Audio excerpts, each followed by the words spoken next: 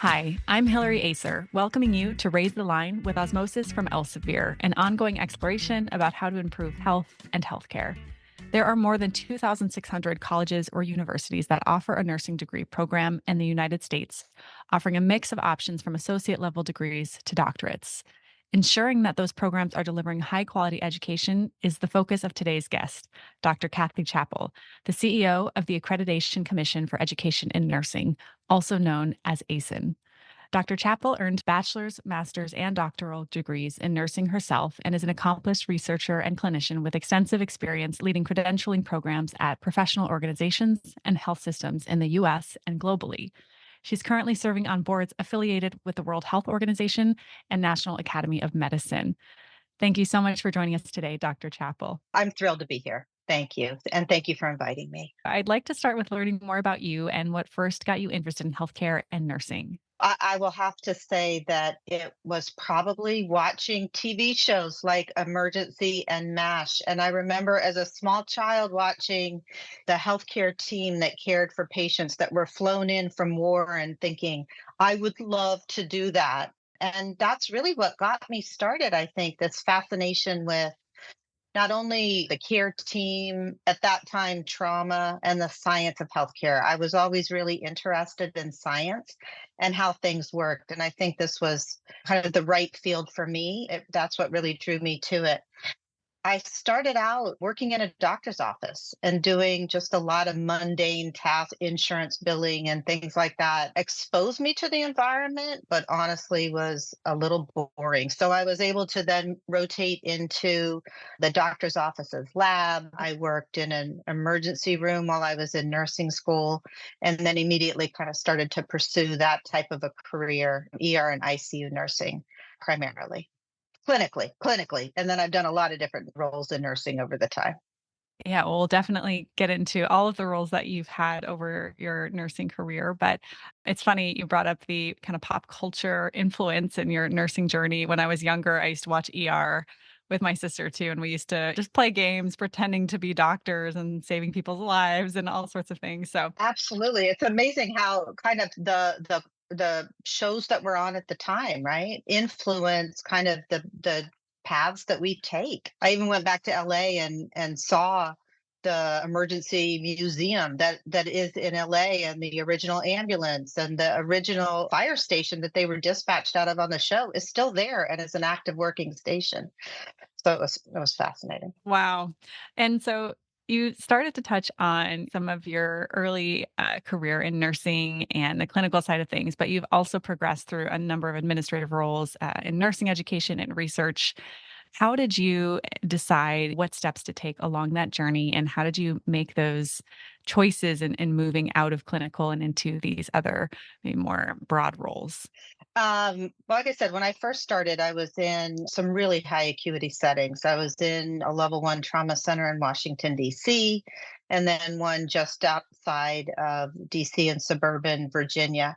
And I loved it. I loved the clinical care, but it is very demanding.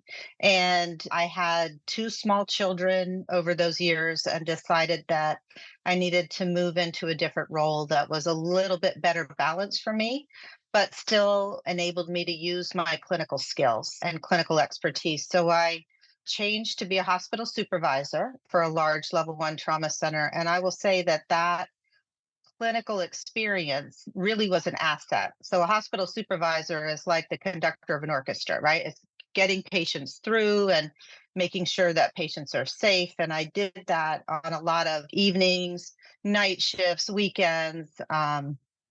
So I could be home with my kids at the time. And it was a job I thoroughly enjoyed. I enjoyed kind of being that person in charge of making sure that the system worked well on any particular shift.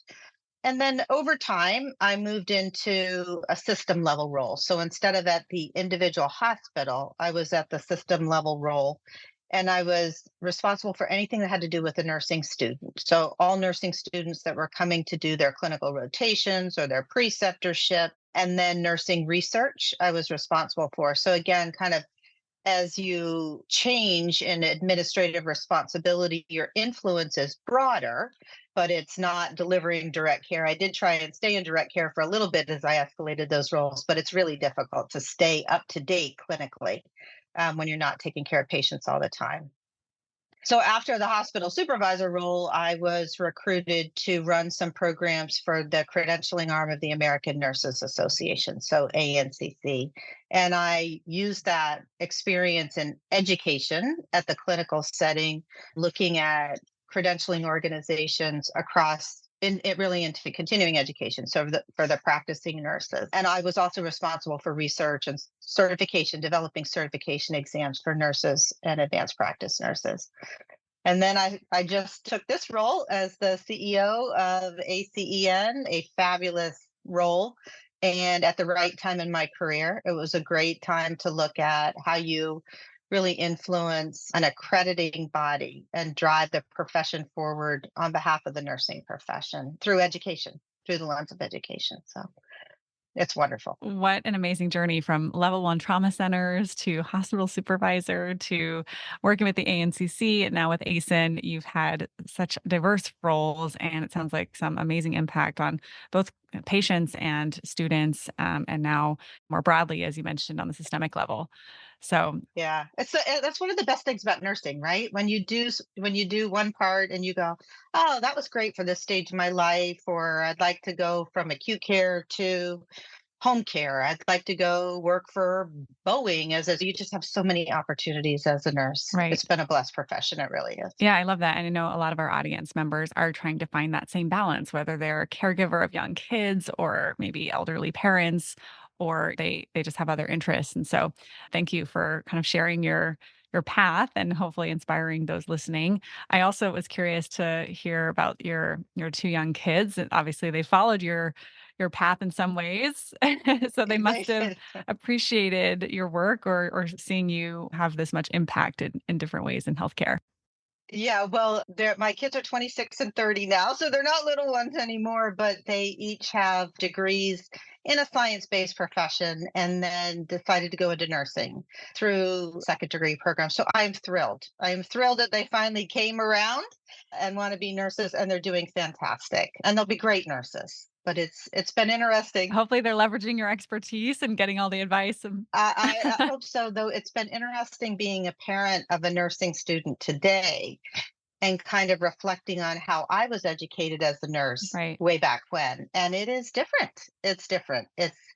It's more flexible, but it also asks a lot of students today compared to my going and sitting in a classroom every day and going to clinical, very structured, very somebody lecturing at me every day, and I just absorbed to a model that's a lot more, I think, student driven, and a lot of expectations on students to take responsibility for some of their own learning, which is a great lifelong skill, but it's a skill that needs to be learned. And so it's been fascinating to watch, and I'm their biggest cheerleader from the back, but it's their responsibility to do the work. So Yeah, and that's really interesting to kind of look at the different trends and how education has changed. I know osmosis has obviously been a big driver of some of that change in the medical space, medical education space. We developed a lot of online supplemental learning materials for students to learn more flexibly and to have that personalized learning component. But you're absolutely right. You know, it is on them to watch the video it's on and to them. sit down and kind of have that discipline. So that's a really important skill. Yeah, it is a really important skill over your life, Yeah. right? It's not good to just sit and have somebody tell you things. To be an active learner, to seek out resources is what we want learners to do, no matter where they are, no matter if they've been in practice 30 years and they see something that they haven't seen in since they graduated from school, that they are able to seek out and find their own resources. You have to do that. And all the materials that are available today are so incredibly valuable. Well, and hopefully it's become a little bit easier for people to seek out those I resources think so. too. A quick Google search maybe, or with AI tools coming on online shortly, it seems like at least it's becoming easier to find them. So Right? hopefully more positive trends in the future. I think so. Yeah. Well, as part of your path, you mentioned your most recent role as being CEO of ACEN, and I'd love to get a better overview of the organization and its mission, and maybe some of the core goals that you all have as an organization for the upcoming year. Sure, sure. So we are the oldest nursing programmatic accrediting agency in the United States, probably actually the world, but I know we are in the United States, and we've been accrediting programs since the 1930s. So we are recognized by the Department of Education. That's what the federal government does, is they rely on accrediting organizations to ensure the quality of educational programs that students go through. So we are recognized by the US Department of Education, and we've had that recognition since 1952. We accredit organizations from licensed practical nursing programs through a clinical doctorate, and we can accredit programs that use distance education as well as in person education. We also function as something called a Title IV gatekeeper. So, for certain types of nursing programs, we have a heightened level of responsibility in ensuring that if they get federal student aid, we make sure that it's being used responsibly within the school. So, that's a pretty high level of rigor. We're also recognized by the Council of Higher Education Accreditation. It's called CHIA, and we've had that recognition since 2011. We are the only nursing accrediting agency recognized by CHIA. And same thing across all the different levels of programs.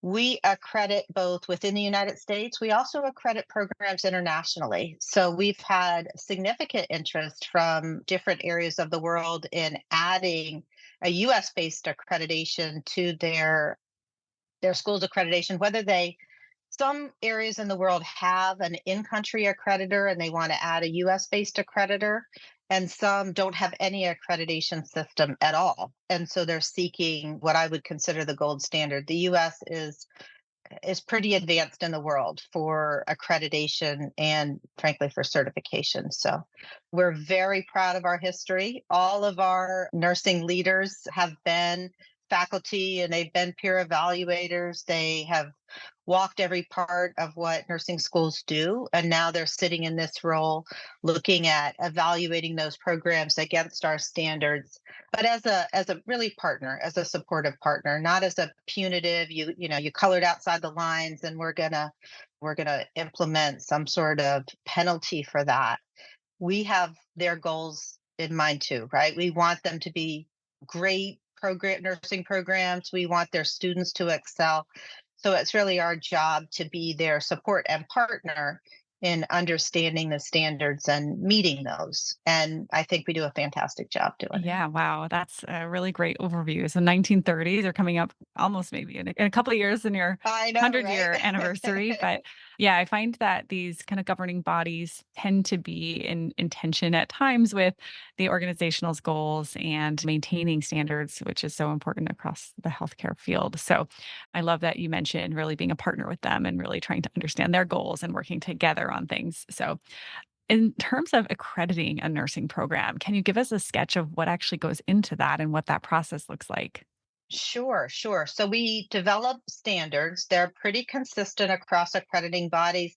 And I say not just within nursing, but also across the health profession. So medical schools, PA schools have similar standards. They're not a secret. They're on our website, but we have and everybody posts them openly. But we have a set of standards that schools have to comply with. And so the process is they look through our standards and they write a narrative documentation that says how they meet our standards. So this is the faculty we have. This is how we ensure that they're competent to be great faculty. This is the resources that we provide our faculty. This is our curriculum for students. This is how we administer that curriculum, et cetera. So when the nursing school or program writes that, we call that a self-study, and they send us that documentation about every 8 years. This is about an every 8 year process, sometimes shorter if they have issues, but they send us that document, they send us supportive evidence, and then we have three reviewers that look at that document. They're all faculty, they're all peer review. It's a peer review process. So they'll read the narrative and they'll look at the supplemental documents, and then they go on site for a site visit. So we send three people, at least three, who visit the school and they validate that the school is doing what they say they're doing, basically. Then they come back and they write a summative report, and that goes to a review board. Again, a peer reviewed process. They're all nursing faculty. They review everything that's been in the report and was written, seen on site. And then they make a recommendation for accreditation to our governing body, which is the Board of Commissioners. And then the governing body makes that final accreditation decision. And then there can be some follow up or reporting if needed, or if the program's in full compliance, we see them again in 8 years, other than a kind of an annual monitoring report. And that's a process that really all accreditors use. Hmm. Yeah, it's so interesting to get the details of how it works, and I love that How it there's works. yeah, there's the peer review process, which is interesting because you have then people with direct experience, right, going in and helping to measure. Correct. So that's really interesting. Correct. And you have this aerial view of all these nursing programs, and I'm guessing you've gained some insights into some of the challenges they're facing and some of the maybe concerns across nursing education. So, are there any specific challenges or concerns that ACEN in particular is seeking to address or improve?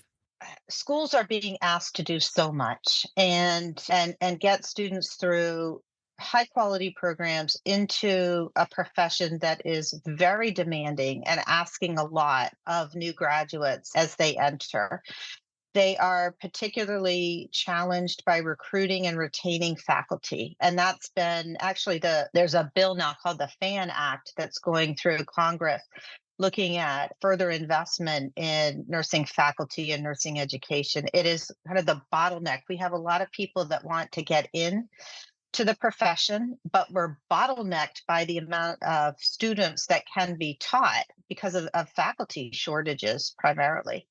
And we have some great faculty out there who are incredibly committed. We just need more that can help support the process. So, as an accreditor, we certainly go into programs and look at the resources that the school has. We look at the quality of their faculty and the support that's given to them. But beyond our criteria, I think we also have an advocacy role to help in any way we can use our levers to increase investment in nursing education.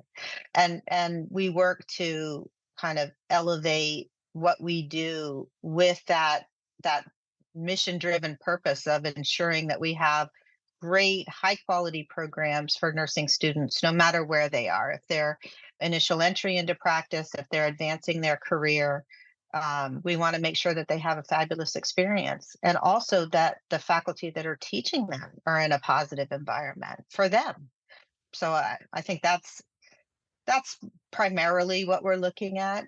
We have this regulatory compliance function as an accreditor, um, but at the end of the day, it's about high quality education for nurses, no matter where they are in their career. Yeah, it's really interesting because I want to talk about the nursing shortage as well, but you're far more upstream from that at the actual education piece and how many faculty we need. And one of the things that I've learned about the nursing profession and education since joining Osmosis is just how many different types of degrees there are, and also just how Yeah. how many nurse educators you need to staff those programs, and also just how many nurses we have really as kind of the backbone of our healthcare system. So it's a huge percentage of the providers who are actually, working directly with patients, and also just quite varied in the different types of programs that are offered. It is. And which is both a challenge and it's an asset, right? So there are multiple different pathways you can enter into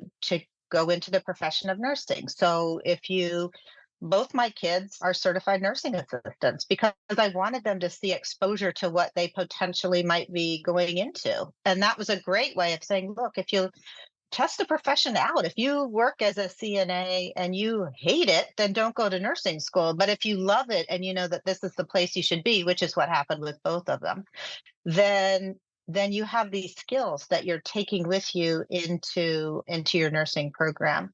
I have one of my kids is in an associate program because she has a baccalaureate degree. The other's one's in a second degree baccalaureate program, which is a very fast paced, intense program. And that was right for them. But they were able to enter in the, I don't know, the lane, the the place that fit them both the best. And then I'm a big proponent of academic progression. So the one who's entering as an associate degree, I'd love to see her go on and get her baccalaureate degree and master's degree. The one that's going through the second degree program already wants to go to anesthesia, be a CRNA, and she's got that mapped out. So we provide a lot of different pathways into the profession that meet people where they are and continue to support them along the journey. I was just going to add that, yeah, it sounds like this flexible learning that students need more of today that really does meet them where they are and allows them to have journeys that kind of complement the other things that they may have going on in their life. Or, It as you said, does. just kind of dip a toe in and see if this is the right field for them. And also the ability to earn a living, right? So if you go through an associate degree program and you can start working as a registered nurse and earning a salary for yourself and your family, and then continue your academic progression to get a baccalaureate degree while you're still working, we're really providing an opportunity to elevate people's lives by earning a salary. And that's important. That's how we raise people's well-being within communities, is by giving them access to, and I firmly believe by giving access an opportunity to education is a life-changing opportunity. Yeah, and the barriers, right, to continuing that education often are financial. So I love that They you pointed are. out the ability to start earning money and supporting families or whatever they may have, as well as going back to school and continuing to increase their Yeah. earning potential through more degrees and further education. That's exactly right. And most employers will provide some sort of tuition reimbursement, or many do, so that once you start working and now you're eligible for tuition support or reimbursement, then that enables you to continue your academic progression with less burden. Yeah. Well, and this gets back to the nursing shortage, which we started to touch on briefly, but there are constant calls for expanding nursing education programs. And that's something that we try to do within Osmosis is support these nursing education programs with these supplemental materials so they can reach more students and they can offer more personalized learning. There are a number of challenges to that, of course, but what is your take on that capacity to do that without sacrificing the quality of education? I would consider the need for expanding nursing education programs to really be a public health crisis. I really do. I think it's as critical as the COVID pandemic. We desperately need to be able to expand our capacity and help more people enter the profession and serve whatever population or community they're in. I think we have something like 5 million nurses in the United States now. It seems like so many, but the need is so great. And I spoke about the need to attract and retain faculty, but the tools and resources that are provided to faculty that help them do their job well are just as critical.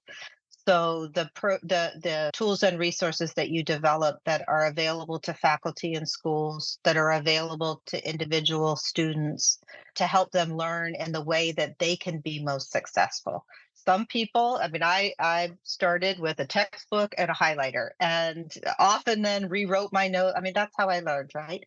My kids don't learn like that. My kids learn online, seeking out resources, Googling. Wikipedia is not a evidence-based resource. However, it often can point you in a direction. But the ability to access things where they are, when they want to learn, and how they want to learn is critical. And those tools that you develop for not only pre-licensure students who are entering and learning the profession, but those who are already in practice and need to skill up because they're changing their clinical setting or they want to move to a different type of nursing are just as critical. Those nurses have more tools in their toolbox, right? If they've already worked, they have skills that they can draw on, but they constantly need to develop new skills that they need as their environments change. So it's a different way of learning. Now, that's a really important point. Yeah, and on the student side, one of the reasons we hear from institutions or why they choose to implement tools like Osmosis is that it actually helps with their student Yeah, retention, right? That if students can find, okay, hey, I really am a visual learner, or I like watching videos or listening to videos, or I can pause and rewind, right? Then they actually stay in the program longer because they can learn the way that works best for them. So absolutely.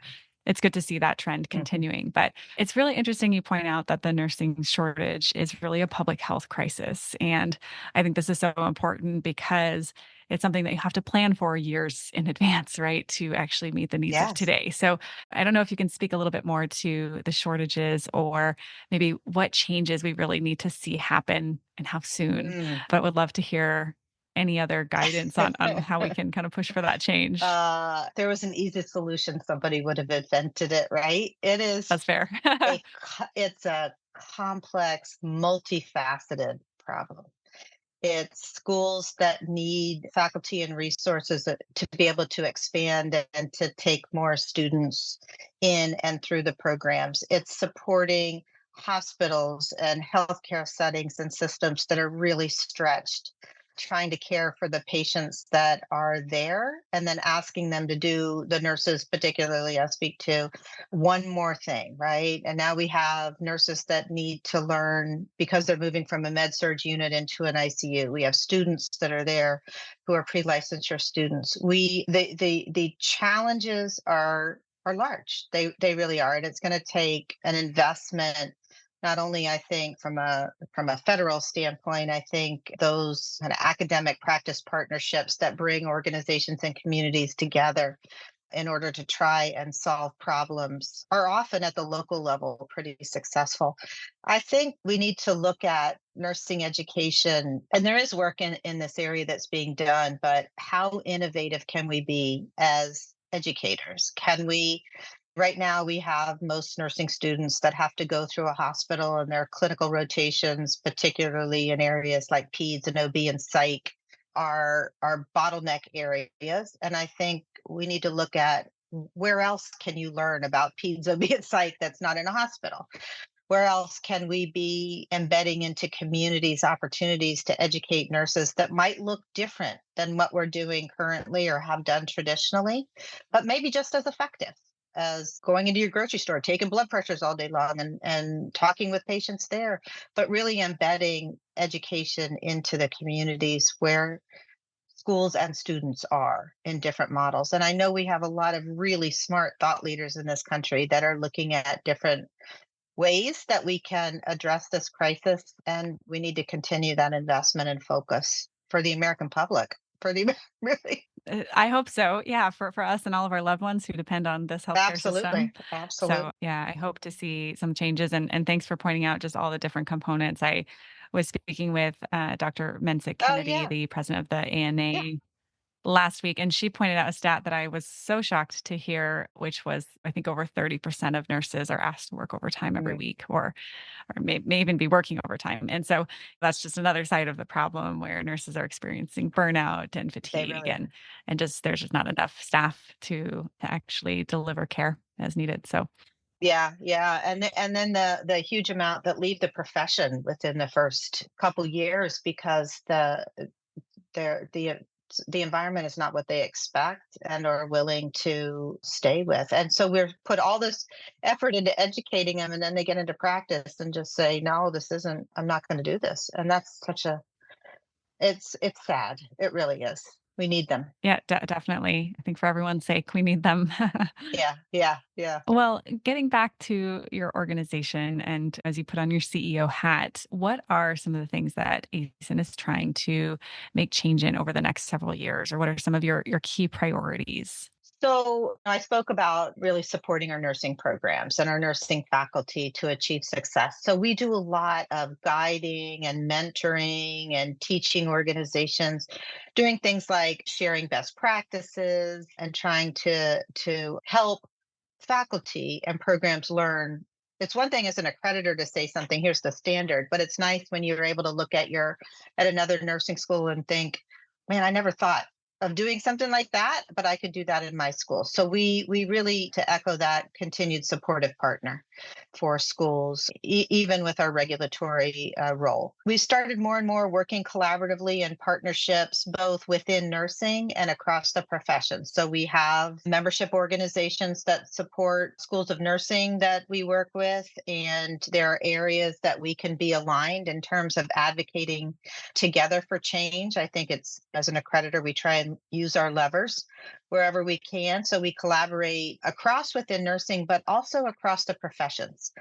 So we have accreditors in all types, right? That do medical schools, that do PA schools. We're in organizations where we have accreditors for schools of music and schools of pastoral care, and every type of accreditation, or every type of different professions. So we collaborate together and we learn best practices, and where it's important as an accreditor to take the profession forward. One thing accreditors do is they put standards in place that drive the profession in the way that we feel it needs to go to evolve. And so we do learn from each other.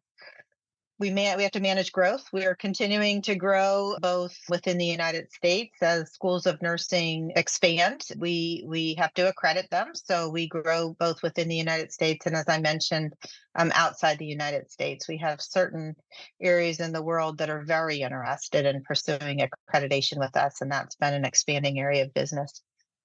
And then I think, what we talked about, continuing that faculty support in whatever way we can, both through our standards, but also there's been a real investment in interprofessional education. So not just isolated within the profession of nursing, but how we know when you go into practice, you're working with physicians and you're working with PAs and you're working with respiratory therapists and social workers. So investing and supporting interprofessional education is really important, and competency-based education. So not just looking at time in seat as a metric of learning, but what are you able to demonstrate in practice? And how do we assess what you're demonstrating in practice is an area that we're focusing on. Got a lot on your plate and all A all lot. exciting areas. Maybe just a couple things I'll highlight that I find really interesting are the interprofessional trajectory, working more across professions. We have actually a leadership community within Osmosis of medical students, nursing students, PA students, dental students, Yeah. and we used to have them as separate programs. And just over the last year, we've combined them because it mimics rather what they're experiencing when they get into clinical practice. And they're learning a lot from each other and how It to, is. It yeah, is. work with different approaches to medicine and different approaches to treatments and all sorts of really interesting things. So I love that. Yeah. Yeah, I do too. I think respect for each other, really understanding the roles that each of the professions has, dispelling some myths Yeah. about across the professions. It's how we work. Yeah, and the strengths of each of the professions. In fact, our CEO, Shiv Yeah. Gaglani, just made a post recently on LinkedIn. He's back in medical school and pointed out something around scrub technicians that he had never really heard much about the profession, but boy, did they do a lot of work. And so that was a good reminder to dig a little bit deeper in some of these stereotypes or some of the Hmm. common things you hear. The second thing I'll Yeah. highlight that you pointed out was related to just this kind of open-mindedness and growth mindset. And especially as an accreditation for education institutions, Mm. it seems like it's so important that you actually continue to use best practices and kind of lean on those learning science tools and evidence that we already know about and actually integrate that. So you're having these collaborative sharing sessions and you're bringing people together across different fields and different organizations. So I think that's a really neat way to be working in hopefully this day and age. Yeah. Hmm. It's how we have to work, right? We have to work in partnership. And I think that was kind of, you go back to the interprofessional education, I'll say movement, it's really about errors in the practice setting and how we have to be able to work collaboratively as teams in order to effectively care for patients, and that we have a responsibility to do that to prevent errors from happening in practice because we're there supporting each other. So if we don't roll that back into education, then we're launching people into the practice setting and asking them to work collaboratively across the professions, and we've never given them an opportunity to do that while we're learning how to be a healthcare professional. So it's so important to do that very early in the education process. Yeah, that's a really good point. We want to reduce the clinical errors for sure. Yes, absolutely. So, Osmosis is focused on educating nursing students, medical students, but also, continuing healthcare professionals and their lifelong education. But we love to fill in knowledge gaps. And I'm just curious if there's a certain topic that you would have particular interest in Osmosis creating more educational content around. So I think there's a couple areas. I think the first is we take great clinicians and we ask them to be teachers, but we don't really teach them how to teach. So just because I'm a great ER nurse doesn't mean that I have the skills to teach how to be a great ER nurse. So that's an area that I think, and we have to teach whether we're in a formal faculty role or whether I'm a clinician precepting a student. Um, Part of being a healthcare professional is also being a teacher. We focus a bit more on teaching patients. That was certainly part of my nursing curricula in school. How do I teach a patient how about safety with medication? And we do a teach back and et cetera, but we don't necessarily teach you how to teach another clinician. So I think an area of opportunity is really skilling up clinicians to be teachers and to understanding what the educational science is and how to use formative feedback and summative feedback. How do you assess for learning versus assess of learning? Those are two different things. And so, how do we give feedback in a way that is helpful? How do we have crucial conversations? So, I think those are areas that would be incredibly helpful because, again, to go back to the nursing faculty shortage, we really have to skill up across not just formally those within schools of nursing or schools of health profession, but across everybody that you're responsible as a teacher. And I think you all do talked about kind of a flipped classroom model. We're not in a place where we need knowledge regurgitation. I don't need somebody to just regurgitate a fact to me. That's not a helpful measure of learning. What's helpful is that you can apply it in context. So we should be assessing your ability. You can learn what an antihypertensive is on your own. You can read that, you can watch a video. But when it's used, what are the side effects of antihypertensives in the elderly? And now I'm on a med surg unit and these are the patients. It's application in context. And so the ability to use tools and resources to learn the facts about something and then use our more limited time together for application of those facts and context is an opportunity. I think that you all provide a lot of the tools and resources, and then the faculty need to use that in-person time as effectively as possible. And then we talked about interprofessional and competency-based education, which I think are really important topics also.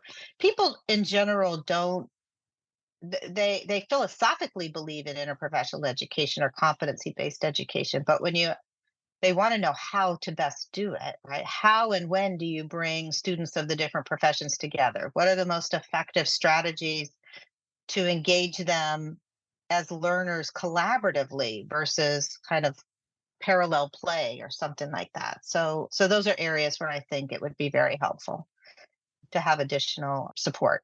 These are really great topics, and some of them we cover a little bit, but others we haven't touched on yet. So I think we have something called how to teach and learn in the health professions, and we do try to highlight some of the best practices in learning science and really focus on educators, though not necessarily clinicians. So some gaps that we can hopefully fill in the coming years. And you mentioned, yeah, the interprofessional community or Yeah. interprofessional education as well as competency based education, and just the nuances there that are a little bit more probably difficult to tease apart. How do you apply that Hmm. versus how do you just teach? Hmm. So, Hmm. Hmm. really fascinating topics. Thanks for sharing all this. Our last question of the day, we love to highlight some advice of your career as a trauma nurse and then going into various different administrative roles, now overseeing an accreditation organization. What advice do you have for early health career professionals of meeting the challenges of healthcare today?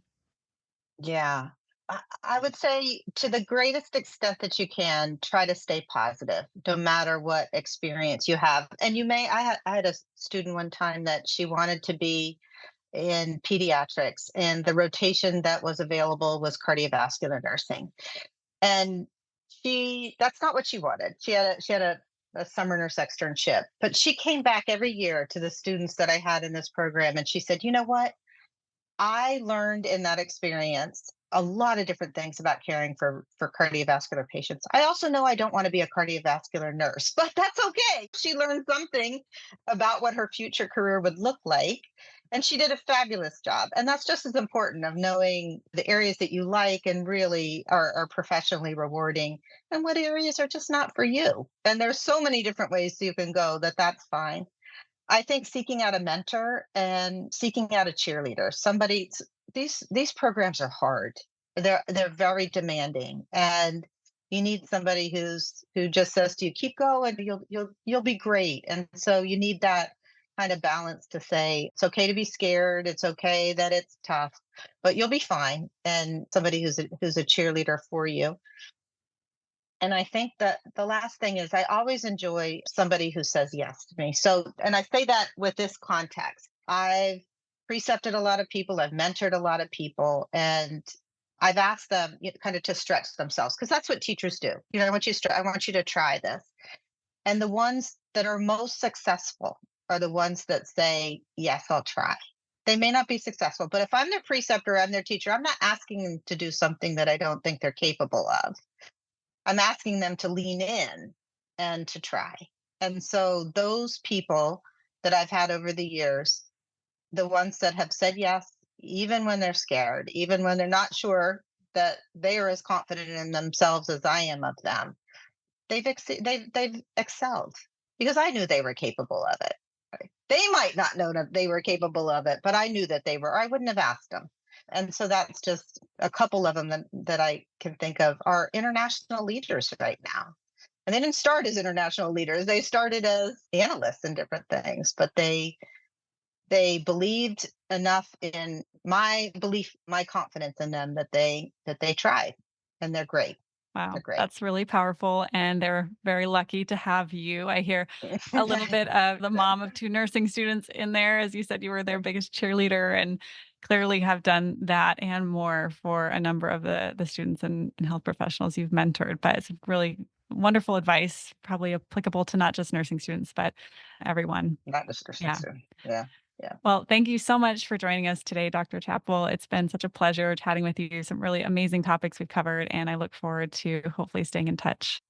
Thank you. Thank you so much. And yeah, I hope it's helpful to your listeners.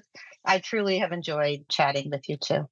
And with that, I'm Hillary Acer. Thanks for checking out today's show. Remember to do your part to raise the line and strengthen the healthcare system. We're all in this together.